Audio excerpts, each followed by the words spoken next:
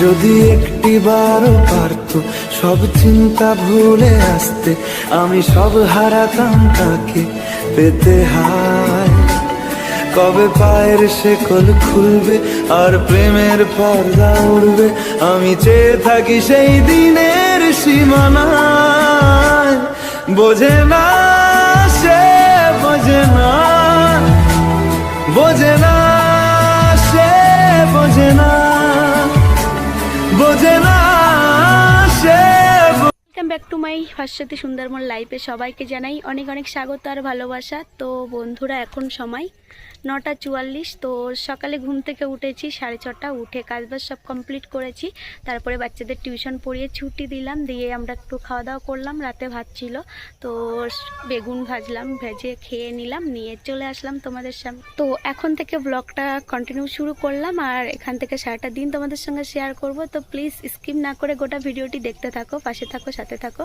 তো বন্ধুরা, কালকে মাছের জন্য অনেক অপেক্ষা করলাম, পুকুর থেকেও একটা মাছ পেলাম না। তো আজকে মাছওয়ালাকে দেখে আগে গেলাম মাছ কিনতে। তো মাছ কেনা হয়ে গেছে, চলে এসেছি বাড়িতে। এসে দেখো আমি চলে এসেছি পুকুর পাড়ে, চালটা ধুয়ে আগে ভাতটা বসিয়ে দেব, দিয়ে তারপরে তোমাদের সঙ্গে শেয়ার করব কি মাছ কিনেছি। তো চলো দেখতে থাকো। ভাতটা বসিয়ে দিলাম, আর কালকে তো মাছ পেলাম না, আজকে মাছওয়ালা গেছিল, তো মাছ কিনে নিয়েছি। তো চলো কি মাছ কিনেছি তোমাদের দেখাই।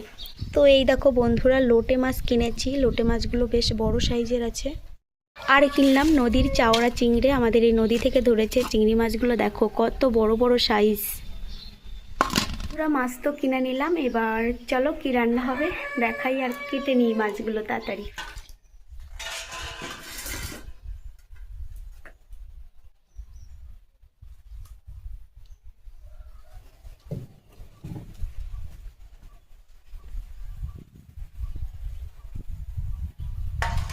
তো বন্ধুরা, মাছ কাটা হয়ে গেছে, তো লোটে মাছটা করব ঝাল। আর চিংড়ি মাছ আছে যেহেতু, তার জন্য চলে এসেছি বাগানে। এই দেখো, এটা পালং শাক, এটা লাল শাক। তো এখন লাল শাক তুলে নেব আমি।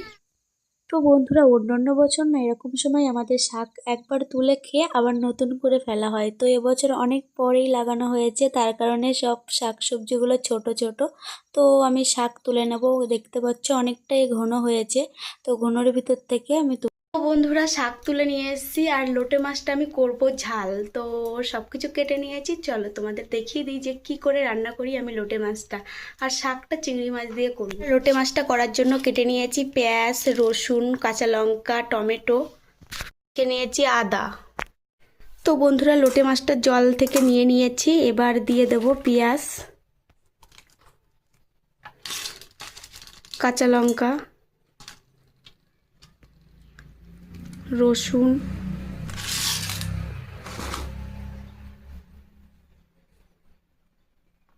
এক চামচ জিরে,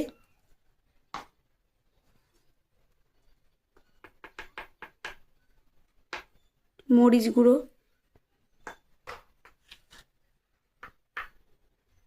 লঙ্কা গুঁড়ো,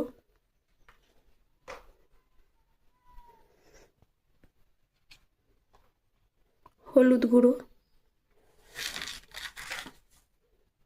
পরিমাণ মতো লবণ, দিয়ে দেব বেটে রাখা আদা।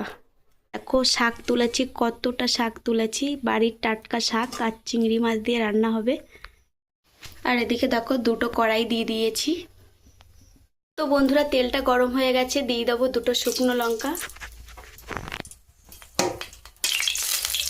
তো বন্ধুরা, লঙ্কাটা ভাজা হয়ে গেছে, এবার দিয়ে দিলাম টমেটো। তো তেলে টমেটো দেওয়ার কারণ, মাছগুলো তো নরম, তার কারণে যাতে না ভেঙে যায় মাছগুলো।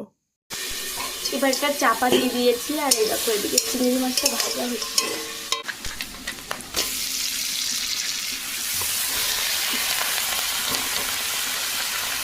বন্ধুরা, লোটে মাছের ঝালটা হয়ে গেছে, দিয়ে দেবো গরম মশলা। এদিকে দেখো শাকটাও হয়ে এসছে আমার। তো বন্ধুরা, ফাইনালি আমার লোটে মাছের তরকারি রান্না কমপ্লিট হলো। আর এটা দেখো শাক করেছি চিংড়ি মাছ দিয়ে, একটু হালকা হালকা রসা রসা করেছি। তো আর এই লোটে মাছটা একদম মাংস যেভাবে রান্না করি সেইভাবেই আমি রান্না করি, আর খেতে না অসাধারণ লাগে। তো বন্ধুরা তোমরা একবার বাড়িতে যারা যারা এইভাবে খাও না তারা একবার এইভাবে রান্না করে দেখবে কি সুন্দর লাগে। তো বন্ধুরা আজকে ব্লগটা এই পর্যন্ত, আবারও দেখা হচ্ছে নেক্সট একটা ব্লগে। ততক্ষণ পর্যন্ত সবাই ভালো থেকো, সুস্থ থেকো, টাটা।